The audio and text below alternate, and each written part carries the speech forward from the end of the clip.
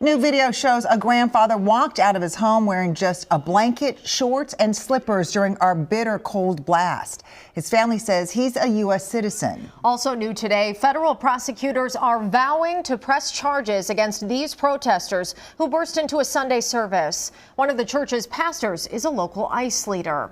Thanks for joining us. The head of Homeland Security now says they've made 3,000 arrests in the past 6 weeks. Where are they taking those arrested? We're going to dig into that in a moment. But first, the latest on this dangerously cold Arctic air. We've reached a whopping 2 degrees. But if you've been outside, you know it feels much colder. And Mike, I mentally prepared myself because you told us about this last week. Not physically prepared, though.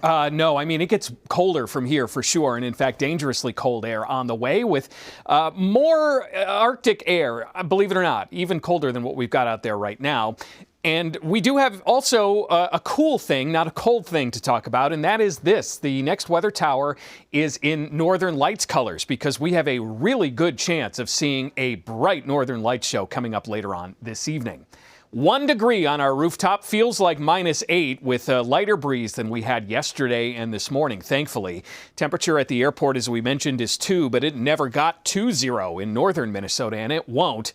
Our next factors that we're talking about all hour long include a clearing evening that will be cold once again. In fact, probably a little colder than last night with a west wind at 10 to 15 and overnight lows tonight ranging from about 10 below in the North Metro to 7 below in the South Metro.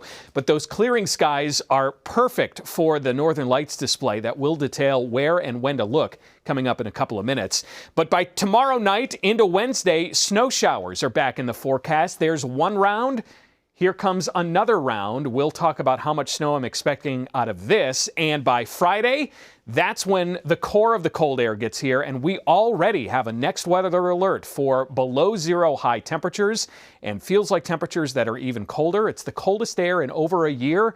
And with the wind, it'll be dangerous. Lots to tell you about and get you prepared for, and we'll do that next. All right, see you in a bit then. Thank you, Mike. All right, we're going to take a look at your next drive. And of course, as you can anticipate on this holiday, traffic relatively light. This is one of the most substantial slowdowns we could find down in the Eden Prairie area, 169 northbound at Pioneer Trail.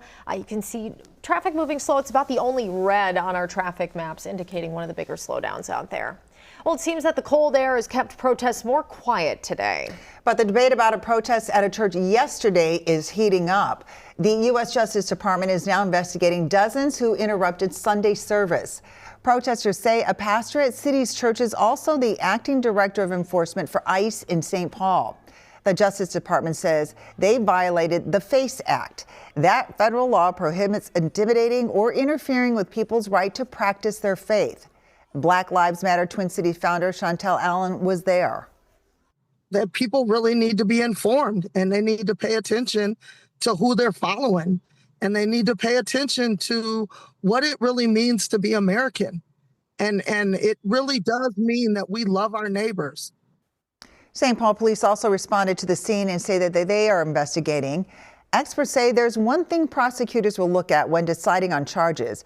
That part of the story coming up all new at 5. New video from St. Paul's Eastside shows ICE agents pulling an elderly man from his home. Really? Are you kidding me? His family says Chongly Scott Thao is a U.S. citizen who was later released after agents confirmed his identity. Mark Goldberg recorded the encounter. It is heartbreaking. It is infuriating to see U.S. citizens, and this gentleman was a U.S. citizen, ripped out of his house without a shirt on, without a coat, without pants, wearing his boxers and Crocs. I don't know how anyone could watch that happen to anyone. ICE says they had to take Thao into custody while looking for 2 other guys. Hear why coming up all new at 6. A man arrested in Minnesota has died in ICE custody, the agency confirmed this weekend. ICE thinks the 36-year-old from Nicaragua died by suicide at this Texas detention center. In a press release, they said that he came here illegally, but did not say anything else about his criminal history. The facility near the Mexico border is known as Camp East Montana. It's currently housing nearly 3,000 detainees, many of them from here. So Esme Murphy's here with more about the facility. What have you found out, Esme? Well, it's very interesting. It's a brand new facility, just 5 months old, opened in August, specifically designed to hold the surge in detainees under President Trump's increased deportation efforts. CBS News reports the federal government awarded a company called Acquisition Logistics a $1.24 billion contract to build and operate the tent center. The company has no record of running a detention facility before this one. It's the nation's largest facility of its kind. And from what we know, this is now the third recent death there. Is there anything you can tell us, or were you able to find out about those other deaths? Well, one of them is presumed to be a medical one, so the second one. The third one is actually still under investigation. There's controversy surrounding this one. The medical examiner in Texas is reportedly planning to classify a man's death there as a homicide due to asphyxia from neck and chest compressions. ICE called it the death from medical distress. And what do we know about conditions inside? Well, according to the human rights advocates, they're saying that the reports of overcrowding, lack of medical care, physical abuse, and lack of adequate food are everywhere. They are also explaining that these are conditions that these people are living with. Now, ICE denies that and defends the facility, saying, quote, ICE is committed to ensure that all those in custody reside in safe, secure, and humane environments. Comprehensive medical care is provided from the moment individuals arrive. And then what happens to the detainees? You know, Amelia, we really don't know. This is not the way it is when somebody is arrested here in the U.S. by U.S. authorities, where we can tell people what's happened to them, when their next court appearance is. It's not like that. We get no information, and also I must say, the families get no information either. I think that's one of the troubling parts right there. Yeah, and we know so many in our community may have a loved one down there. Right, So. and they really don't know. We try and find information for them, but we're not able to. All right, thank you, Esme. Thank you. Well, a celebration of community and hope as the Twin Cities honors the man who had a dream of freedom. This was the scene in Powderhorn today, the Minneapolis neighborhood where an ICE agent shot and killed Renee Good. Jason Rantala shows us why community members push forward with this year's event amid so much uncertainty.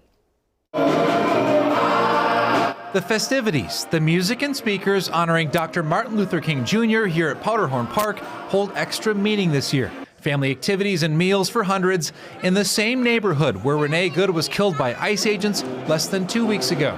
It's been a lot. It's been really intense. Neighbors now living in fear, looking on as ICE apprehends people of color across the state. I see my co-workers and my neighbors terrified to leave out of the house. That's not fair. It's impacted all of us. Catherine Bushman is the executive director of the Powderhorn Park Neighborhood Association. It seemed more important than ever to do this event as well as we could. Bushman acknowledges that not holding this year's celebration, which had been going on for nearly 3 decades, was a real possibility. When I started calling the artists, I started talking to all the partners. I said, how do you feel about having the MLK event? Everybody said, we need it. Martin Luther King Day marks a moment of reflection on how Dr. King might respond in a time like this. I think he would say that this struggle has been going on for many years, and the fight has only changed shape. You know, I was taught that the civil rights movement solved all the problems of the world, and it really didn't. A celebration of King's legacy, particularly for those who can't be here today. South Minneapolis is here for one another, and so we want to be here for them. In Minneapolis, Jason Rantala, WCCO News. More to come on the federal crackdown, including impacts in greater Minnesota. John Lauritsen spoke with the St. Cloud mayor and police chief today, what they say they're doing to keep community relations strong.